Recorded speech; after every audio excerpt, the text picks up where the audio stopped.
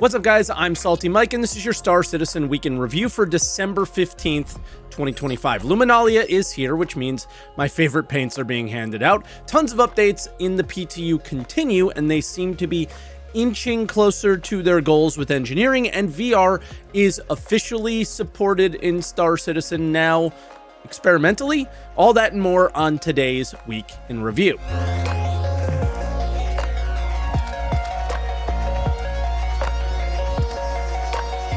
And as always, if this is your first week in review, this is where I take all of the official Star Citizen news each week, put it into one video, and share some of my opinions about it. I also live stream on Twitch, twitch.tv/SaltEMike. So stop by and say hi if you haven't yet. I always enjoy seeing you guys over there. We have so much to get into, but before we do, let me share with you today's sponsor. Thank you to boot.dev for sponsoring today's video. This is for all you armchair developers in the comments. You yourself can become a backend web developer using boot.dev's innovative and honestly really smart lessons towards your goals. You'll learn backend web development from start to finish with Python and Go programming languages. There's also SQL I saw, but yeah. What makes these lessons so different and cool is that they use modern game design to create a self-paced but captivating RPG game that will teach you to code. If you get bored, you're just gonna quit, right? The newest feature they recently launched is the Training Grounds, and it's a place where you can grind infinite challenges to give you as much practice as you need before you forge ahead in your coursework. You can even give prompts to work on a certain weakness that you really want to improve on. Learning to code, though, is not a get-rich-quick scheme. It's a real deal course here, and it will take time, around 12 months. It goes properly in depth on both theory and practice. Now, here's the cool part. All of boot.dev's content is free to read and watch in guest mode. The paid membership unlocks the interactive features like hands-on coding, AI assistance, progress tracking, and the game mechanics. And with that, boot.dev never wants their students to feel like they aren't getting value. So they offer a 30-day no questions asked refund policy, as well as a free demo of every course. And again, it's interactive features. So head over to boot.dev and use my code SaltEMike to get 25% off your entire first year if you choose the annual plan. Once again, that is code SaltEMike for 25% off your first payment at boot.dev. All right, and with all the bills paid, let's get into the patch notes.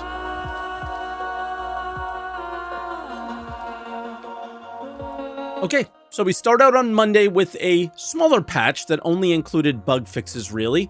When I was streaming this one, I was asked by one of the developers who focuses on loot, Luke Presley, to check out the contested zones for loot, and it was back after being gone from the locations the previous week. I did even check the loot room, and there was components back as well. Luke was asking lots of questions about what we loot and why we loot it and why we don't loot other things. So I think this loot refresh thing will be ongoing. I also finally saw the Wicklow rep in the game now. And yeah, so I completed the intro mission, and I can now see in the journal, there's 3 levels of reputation, and it tells you some of the missions that are locked behind each rep level, like the final one being the Idris. They even show the missions that are kind of going away, or maybe that are locked behind rep at the bazaar. I cannot stress enough, though, how bad I kind of think this might be. The larger ships are meant to be shared with org mates. That has always been their communication, even around large ship purchases with UEC. But one guy has to earn all of that rep by completing a bunch of missions for items they may not even want, with no way to offload the ships, at least, that you earned from the rep with them. So yeah, it's just a weird thing, and we still have no social tools, which was expected this year because no features. So I don't really understand the timing of this one unless those are coming soon, but there's been no indication that they are. Then on Tuesday, 4.5 has an open PTU again. Engineering updates are going kind of the route of addressing defenses to try to improve time to kill, with shield health being the focus. I tried exploding some rocks while mining, and the shield really did seem to protect from that explosion, because when I took it down, I took some serious damage. In terms of PvE combat, I did the exact same test that we did with PC 101 last week, and what a difference. We were literally getting bored because we really didn't have any difficulty at all. Last week, we would have likely had to focus on making sure we protected shield faces, or even jumping out and jumping back in after repairing. But yeah, even after taking on a Reclaimer, which has a lot of turret fire, we had like 0 damage. Something not in the notes, though, they added fuses and RMC canisters for the multi-tool to all closets and ships that I could find. This is totally fine for a PTU, in my opinion, but this is kind of a dupe. Not a good one, but it is a dupe, and I don't think this should be how they go about this. They could just kind of put it in our inventory at our home location, and that would just solve the problem. It just goes against the conversations around prepping that they said on the ISC last week. Next is this update to scanning that was teased. I initially thought this was really silly when I read about it, but when I got in the game to check it out, I totally understood why this is happening. I found so many harvestables around Stanton. I'm sure there's a lot in Pyro Planets as well, and forget about it when we get Nyx 1, right? I found Revenant Pod on Daymar, Degnius Root, Golden Medmon, Pigmontu, Proto on Hurston, Sunset Berries, and the Heart of the Woods on Microtech. So the light bulb kind of went off for me that there's no point in having crafting materials in the game if you can't find them. So hopefully they add a lot more than just for food, because that's what most of these things were. But yeah, very cool. That wasn't it, though. Caves now show up when flying around and scanning for the same reasons that, you know, they have the harvestables as well. They want you to be able to find caves because, hey, they have different harvestables inside caves. The cave I found, I had to know where it was to find it on the radar. But yeah, so it didn't seem to work well as far as signature went in this patch. The Perseus got a nerf to its main damage output. This is not a ship I played much with, and I'm not really familiar with just how bad this nerf is, so let me know how it is, but it certainly looks like a big one, and I saw many people in the community calling the classic post-sale nerf on this one. The Pulverizer LMG did get a fairly big nerf, I would say, as well. I can absolutely feel the changes. It went from a laser beam to a bit more recoil. Reminder, this is still a laser beam if you prone, which was its intended design. Wednesday, 4.5 open PTU again. This had a smaller update, but an impactful one. They increased the repair speeds for the tools to hopefully help keep up with the damage rates. I recorded this one on the Thursday update as I didn't play the Wednesday update, at least for this, but you can see the difference, I hope.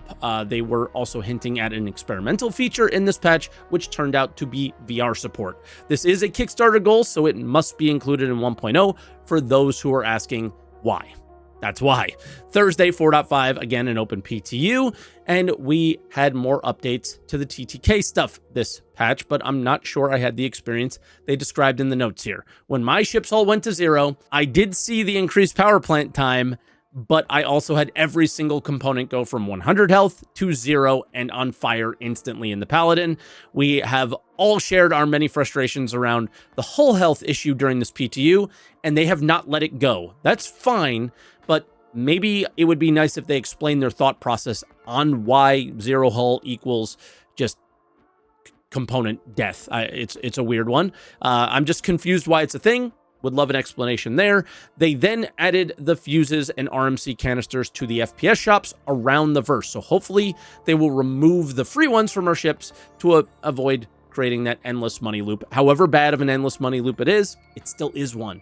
And lastly, they made a VR announcement, or the VR announcement, official, and I don't touch a lot on this because I don't have VR. So if you're frustrated by the fact that I'm not making the hugest deal about this, it's because I haven't experienced it. I've touched VR one time at a convention, and yeah, but in general, everybody seems very happy about this that does have VR and that did try it.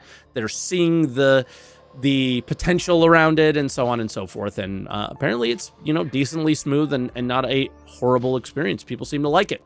Friday, 4.5, again, another open PTU, and more time to kill updates. This time around, weapons again, like they were doing last week, and specifically their cone with penetration. I had to read this a few times. It is very technical, but I think I get it now. Feel free to comment, of course, and correct me if I am wrong on this. But my understanding is you need to be more accurate with your fire because as the bullet travels deeper in the ship, the damage will scale down. So while the cone may get wider as it goes deeper and hit more components, it will do less damage. So am I understanding that right? Let me know in the comments. They are also having shields take more damage from energy weapons again. I'm not sure what the plans are here around energy versus ballistics.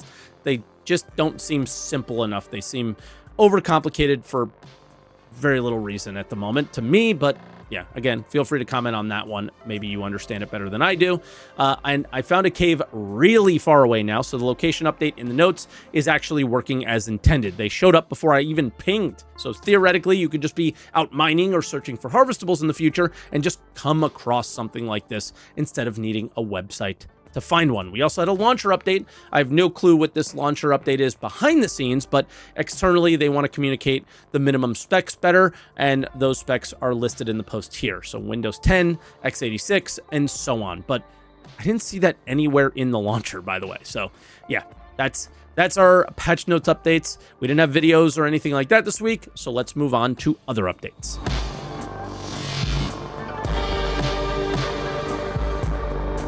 All right, and as always, we started with a sneak peek, and this is what I'd like to call a true sneak. I initially thought it was a docking collar breacher of some kind when I first saw it, that you would have to like tractor on, but I think this might be a sneak peek for Rockbreaker, so maybe that is coming sooner than we think. Look at the very top of the item there. It's scratched out, but you could just make out that it says mining focus. So is this a mining laser magnifying glass for Rockbreaker? That's what I think. Now, I went back to CitizenCon, and I think this might help confirm my suspicions. These were originally industrial facilities breaking apart large asteroids and mining them down. But since they've been mothballed and been left abandoned. So you're going to have to find your way inside and thinking about how do we bring this facility back to life.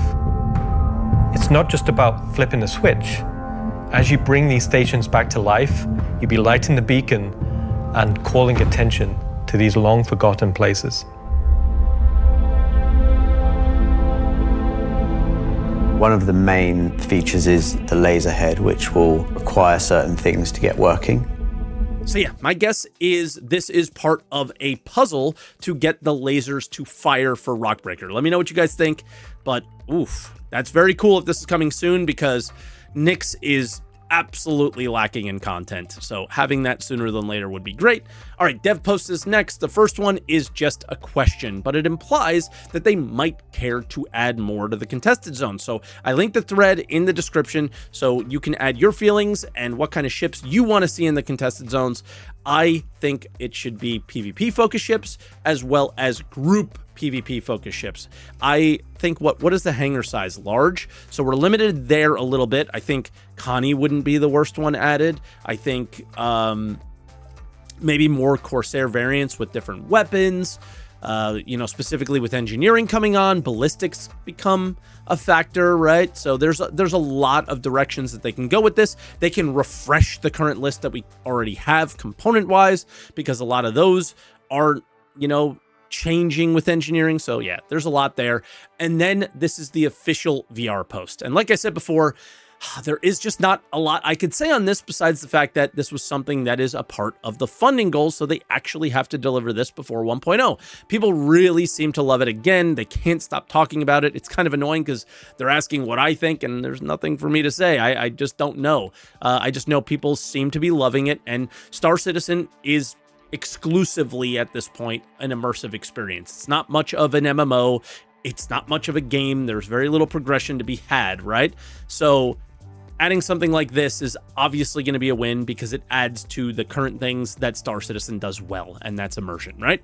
And then Luminalia. There's not much here to highlight, and because the rewards are very similar to what we had last year, where each paint reward is kind of a two-pack, one with the white and blue paint, and one with green and red. And at the time of recording, the gifts are 2 paints, one for the Golem and Golem Ox, as they're interchangeable, so it's not 4 paints, it's just 2 paints that fit on both, and then another set of paints for the C1, and then there's a Volt pistol and a clothing item. So those are the 4 that we have at the time of recording. I will include the Sunday reward in the video, but I won't know what it is at the time. It's currently 5:35 a.m. on Sunday. This will happen at like 11 or noon Eastern time is when it switches over. But kind of a short week. That's all we got this week. So I do want to thank you for watching Week in Review. Thank you for the support over the last few weeks. The videos have been doing really well. Lots of good comments. And yeah, I appreciate all the comments that you guys make. Again, whether they're nice or not, I read all of them. And yeah, you guys were checking to see if I read them last week, and I definitely did.